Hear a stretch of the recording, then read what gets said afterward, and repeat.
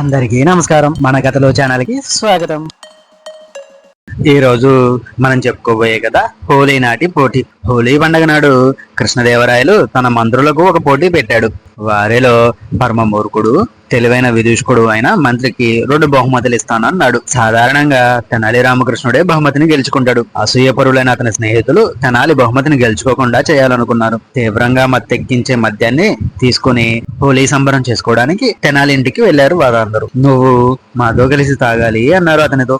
తెనాలి సరే, నేను ఒకే ఒక గ్లాసులు మాత్రమే తాగుతాను అన్నాడు. కానీ వాళ్ళు బలవంతం పెట్టడంతో ఎక్కువ తాగి స్పృహ కోల్పోయాడు. మెలకువ వచ్చాక తెనాలి ఆశ్చర్యపోతూ, అయ్యో మధ్యాహ్నం అయిపోయింది, నేను కొలువుకెళ్ళాలి అనుకున్నాడు. తన స్నేహితులు మోసగించారని గ్రహించాడు.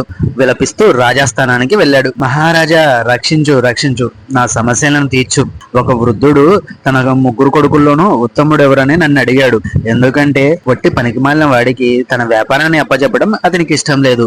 దురదృష్టవశాత్తు నేను స్పృహ తప్పడం వల్ల అతని సమస్య పరిష్కరించలేకపోయాను. కానీ అతని కొడుకుల గురించి నేను మాట చెప్పగలను.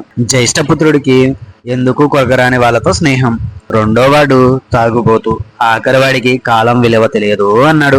రాయల ఆస్థానంలోని చిత్ర పండితుడు దుర్వ్యసనానికి బానిసైన రెండోవాడే పరమమూర్ఖుడు అన్నాడు. అందులోని ఇంకొక మంత్రి పనికిమాలిన స్నేహితులు ఉన్నవాడే పరమమూర్ఖుడు, ఎందుకంటే వాళ్ళు అతని సంపదని కాజేస్తారు అన్నాడు. మూడో మంత్రి కలగజేసుకొని సోమరిగా గోలు గిల్లుకుంటూ కూర్చున్న చివరివాడే చాలా ప్రమాదకరం అన్నాడు.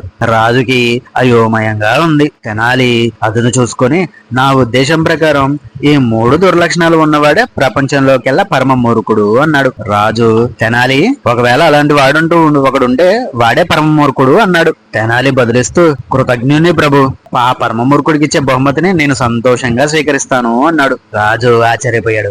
ఏమిటి నీ ఆంతర్యం అన్నాడు. తెనాలి, ప్రభు, కొంతమంది మిత్రులు నా ఇంటికి వచ్చి నాతో బలవంతంగా మద్యం తాగించారు. స్నేహితుల మాటను నేను కాదనలేకపోయాను. మద్యం సేవించాక పోటీ విషయం మర్చిపోయి ఒళ్ళు తెలియకుండా నిద్రపోయాను. ఆ విధంగా మూర్ఖులందరిలోకి నేనే పరమ మూర్ఖుణ్ణి అన్నాడు. రాజు, నీ తెలివితేటల్ని ప్రశంసిస్తున్నాను రామకృష్ణ. పరమ మూర్ఖుడిగాను తెలివైన విదూషకుడుగాను అంగీకరించి నీకే 2 బహుమతులు ఇస్తున్నాను అన్నాడు. ఆ విధంగా ఈసారి కూడా తెనాలి రామకృష్ణుడే 2 బహుమతుల్ని స్వీకరించాడు. ఇది ఈ రోజు కథ. ఇలాంటి మరిన్ని కథలతో మళ్ళీ మేము ముందుకు వస్తాను. మా యొక్క ఈ కథల ఛానల్ మీకు నచ్చినట్లయితే లైక్ చేయండి, షేర్ చేయండి, సబ్స్క్రైబ్ చేయండి. అదేవిధంగా మీలా మరో 4 మన ఛానల్ని సబ్స్క్రైబ్ చేయించండి. ధన్యవాదాలు. ఉంటాను మరి.